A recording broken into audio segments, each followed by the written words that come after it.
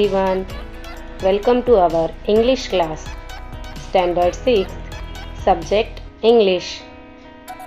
Unit 3 and Lesson 3.7. Today we are going to learn a lesson, The Man Who Never Lied. This lesson is from an African folk tale. The Man Who Never Lied. म्हणजे काय कळलंय का? Lied म्हणजे खोटं बोलणं. असा माणूस जो कधीही खोटं बोलत नाही. आता कोण असा माणूस आहे की जो कधीच खोटं बोलत नाही? चला मग आज आपण या स्टोरीमधून ऐकूया. आणि मी ही स्टोरी तुम्हाला इंग्लिश आणि मराठी दोन्हीमध्येही सांगणार आहे. इंग्लिश रीडिंग होईल अँड एक्सप्लेनेशनमध्ये मराठीमधून तुम्हाला स्पष्टीकरण दिलं जाईल. त्याने तुम्हाला ही गोष्ट अगदी छान पद्धतीने समजणार आहे. So let's start.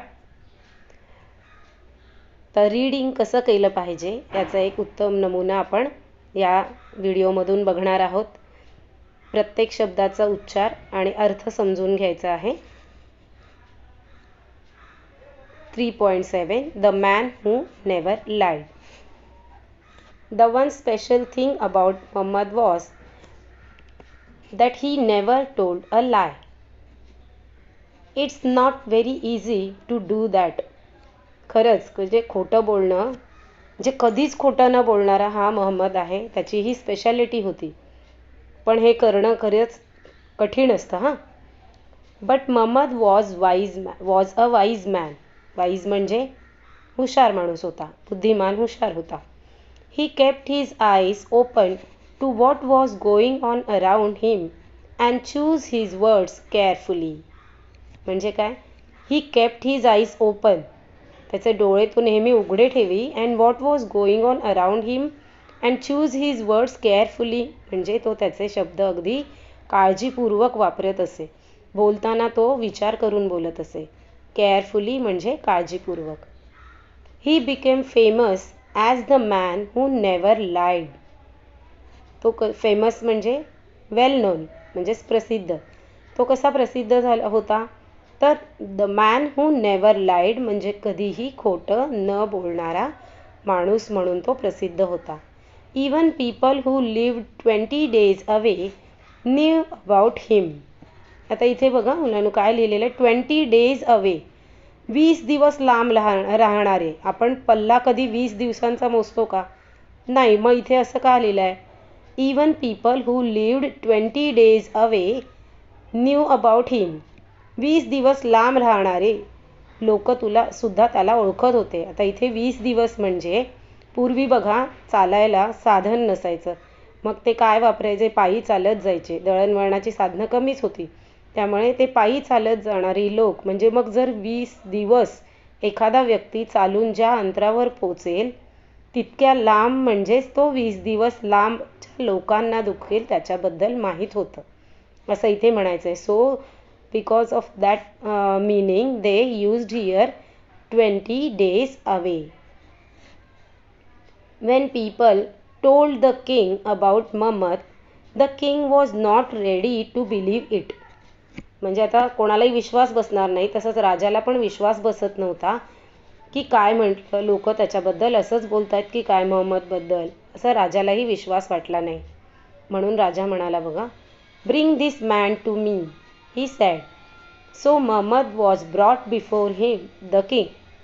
म्हणजे त्या माणसाला माझ्यासमोर घेऊन या म्हणून मोहम्मदला लोकांनी त्याच्यासमोर आणलं. Muhammad, is it true that you never tell a lie? Yes, your majesty. म्हणजे राजाने आता त्याला प्रश्न विचारला की तू कधीच खोटं बोलत नाहीस का? हे खरं आहे का? Yes, your majesty. हो महाराज, असं तो म्हणाला. And you will not tell a lie in future.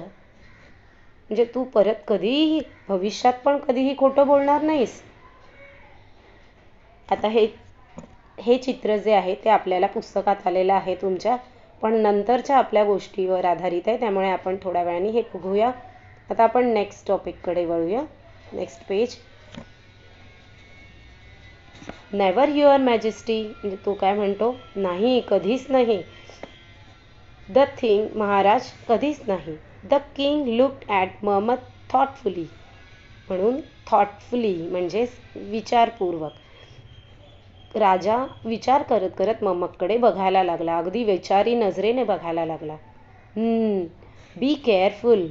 Sometimes we don't even know how the lie gets on our tongue. म्हणजे तो म्हणतो कधी कधी आपल्याला असं होतं की एखादी गोष्ट, खोटी गोष्ट आपल्या जिभेवर कधी येते कळत नाही. म्हणून काळजी घे हो, असं राजा त्याला म्हणतो. Some days passed. The king called Muhammad again. काही दिवस गेल्यानंतर राजा परत त्याला बोलवतो. When Muhammad came, the king was just coming out of his palace. जेव्हा मोहम्मद तिथे जातो तेव्हा राजा नुकताच त्याच्या पॅलेस म्हणजे राजवाडा, त्यातून तो बाहेर आलेला असतो. There were many people around him. He was going on a hunt. तो पॅलेसच्या बाहेर आल्यावर त्याच्याकडे बरीचशी लोक त्याच्या भोवती होती. अराउंड हिम म्हणजे त्याच्या भोवती जमा झालेली होती आणि तो हंट म्हणजे शिकारीला निघाला होता. The king called Mohammed over to him. म्हणजे राजाने त्याला आता त्याच्या जवळ खुणेनी बोलावलं आणि काय म्हणाला बघा. Muhammad, I am going on a hunt and then to my summer palace. म्हणजे मी आता कुठे चाललोय, शिकारीला चाललोय आणि तिथून मी माझ्या समर पॅलेस म्हणजे उन्हाळ्यातलं जी राजवाडा आहे तिकडे जाणार आहे. The king spoke as he walk towards his horse. म्हणजे राजा कधी बोलला, तो त्याच्या घोड्याकडे तोंड करून म्हणजे बाहेर निघालाय अशा अवस्थेत, अशा ॲक्शनमध्ये तो बोलला. He held his horsemen and put his left foot in the stirrup. Then he turned to Muhammad and said, आता इथे काय झालंय बघा. राजा त्या घोड्याकडे जातो, त्याचा पाय त्या स्टिरपवर ठेवतो. स्टिरप म्हणजे काय तर ही बघा, स्टिरप कशाला म्हणतात, घोड्यावर चढण्यासाठी जी जागा असते आणि त्या जागेवर पाय ठेवून मग घोड्यावर चढलं जातं, त्याला म्हणतात स्टिरप. देन म्हणजे राजा आता त्या घोड्याकडे तोंड करून तो तिथे बसला. Then he turned to Muhammad and said, now run to the summer palace and tell the queen to prepare a big feast for me and my people, including you. Hurry. बघा आता राजा इथे काय म्हणतो, त्याला एक सांगतो की मी आता समर पॅलेसमध्ये जाणार आहे, तेव्हा तू हे लगेच राणीला जाऊन सांग की आम्ही तिकडे येतोय आणि आमच्यासाठी सगळ्यांसाठी, माझ्यासोबत जी माणसं आहेत आणि तुझ्यासाठी सुद्धा छानसं जेवण तयार कर आणि जा, घाईघाईने जा, असं राजा मोहम्मदला सांगतो.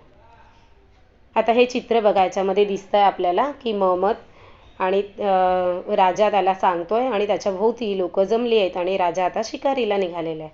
So look at the picture and see the situation. Now what happened next? Now see. Muhammad turned around and hurried to the summer palace. Now Muhammad turned and hurried to the summer palace. म्हणजे धावत तो तिकडे जायला निघाला घाईघाईने. When he left, the king began to laugh. म्हणजे जेव्हा मोहम्मद तिथून निघतो समर पॅलेसकडे जायला, तर मागे राजा लगेच हसायला लागतो. का हसतो बरं बघा. I am not going anywhere today. राजा म्हणतो I am not going anywhere today. मी आज कुठेच जात नाही आहे. Just wait till Mohammed tells this lie to the queen. म्हणजे तो म्हणतो जस्ट वेट, थोडं थांबा आणि बघा की आता मी सांगितलेली गोष्ट मोहम्मद राणीला जाऊन सांगणार. ही खोटी गोष्ट आहे आणि मी काही कुठे शिकारीला जात नाही, म्हणजे हे खोटं आता तो राणीला जाऊन सांगणार. The next day the king went to this summer palace. Did Muhammad tell you to prepare a feast for me yesterday? तो जाऊन राणीला विचारतो की काल, तो दुसऱ्या दिवशी काय करतो, राजा दुसऱ्या दिवशी समर पॅलेसला जातो आणि राणीला विचारतो की काल तुला मोहम्मदने आमच्यासाठी जेवण बनवायला सांगितलेले का, फीस्टची तयारी करायला सांगितलेली का सगळी. It was a lie. ते खोटं होतं. Muhammad gave me your message yesterday, म्हणजे काल मला तुमचा मेसेज मोहम्मदने दिला. द क्वीन आन्सर्ड, म्हणजे राणी म्हणाली, राणी उत्तरली. Mohammed said, maybe the king will come here by noon, maybe he won't, म्हणजे दुपारपर्यंत कदाचित राजे इथे येतील, कदाचित येणारही नाहीत. बघा आता मोहम्मद किती हुशार होता. त्याने काय सांगितलं, राजा त्याची परीक्षा घेत होते आणि राजाला मोहम्मद पण काय सांगतो की राणीला सांगतो की राजा कदाचित येणार आहेत पण येणारही नाहीत, म्हणजे नक्की सांगता येत नाही, maybe. Okay, look at the picture. This is a queen and this is king and this is Muhammad. He is thinking and this king is now asking the queen.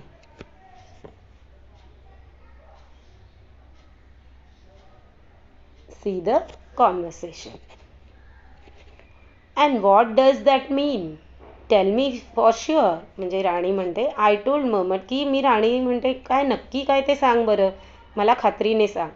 I told Mohammed, but Mohammed said, म्हणजे मी मोहम्मदला विचारलं पण मोहम्मद म्हणाला, I can't tell you for sure. मी तुम्हाला काही खात्रीने सांगू शकत नाही. I don't know whether the king put his right foot in the stirrup. बघा काय सांगतो ते. I don't know whether the king put his right foot in the stirrup or whether he put his left foot on the ground again after I left. म्हणजे जेव्हा मी राजांकडून निघालो मला तेव्हा कळलं नाही की राजांनी नक्की त्यांचा उजवा पाय त्या रिकिबीवर ठेवला होता का. स्टिरपला मराठी शब्द आहे रिकीब. अगदी तुम्ही ऐकलाही नसेल असा शब्द.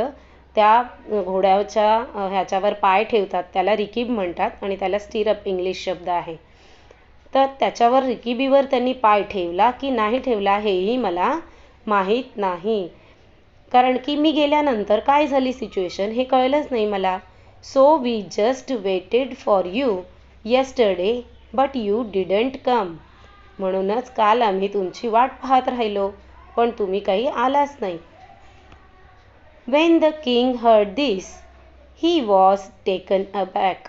म्हणजे taken aback ही एक फ्रेज आहे. he was taken aback म्हणजे he was surprised. जे राजाला जेव्हा कळतं की मोहम्मदला राणीला मोहम्मदने असं सांगितलंय तेव्हा राजा एकदम आश्चर्यचकित होतो. He agreed that Mohammed was really a wise man.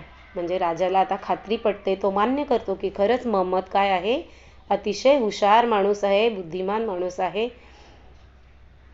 Who only spoke what he saw with his own eyes. म्हणजे तो तेवढंच बोलतो जो त्याने त्याच्या डोळ्यांनी पाहिलेलं असतं. Nothing more, nothing less. म्हणजे काहीही जास्त नाही आणि काहीही कमी नाही. This story is from an African folk tale. An African folk tale म्हणजेच आफ्रिकेतल्या ज्या folk tales म्हणजे लोककथा ज्या लोकांनी एकमेकांना सांगितलेल्या असतात. जसं म्हणजे आपल्या आजी आजोबा आपल्याला गोष्टी सांगतात आणि पुन्हा पुढच्या पिढीला पुढची पिढी सांगत असते. ज्या तोंडी आपण सांगितलेल्या असतात गोष्टी त्याला आपण म्हणतो लोककथा. लोकांनी एकमेकांना सांगितलेल्या असतात ह्या प्राचीन कथा म्हणजेच लोककथा. ही लोककथा आफ्रिकन असल्यामुळे तुम्हाला या पुस्तकातली चित्रसुद्धा तुम्हाला कशी दिसतील बघा. राजा राणी आहेत पण तरीही त्यांचा पोशाख हा आफ्रिकन पद्धतीचा आहे. Because this story is from African folk tale. आता इथेही पिक्चर पहा हे पण तसंच आहे. राजाचा पोशाख बघा आणि इतर लोक आहेत त्यांचंही बघा. हा इथे मोहम्मद आहे. ओके, मोहम्मद हा आहे, हे इतर लोक आणि राजा हा बघा स्टिरपवर पाय ठेवतो.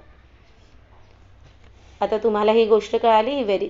खूपच छान इंटरेस्टिंग स्टोरी आहे. नक्कीच तुम्हाला आवडली असेल. सो पुन्हा एकदा या स्टोरीचं वाचन करा. Read in English very लाऊडली and practice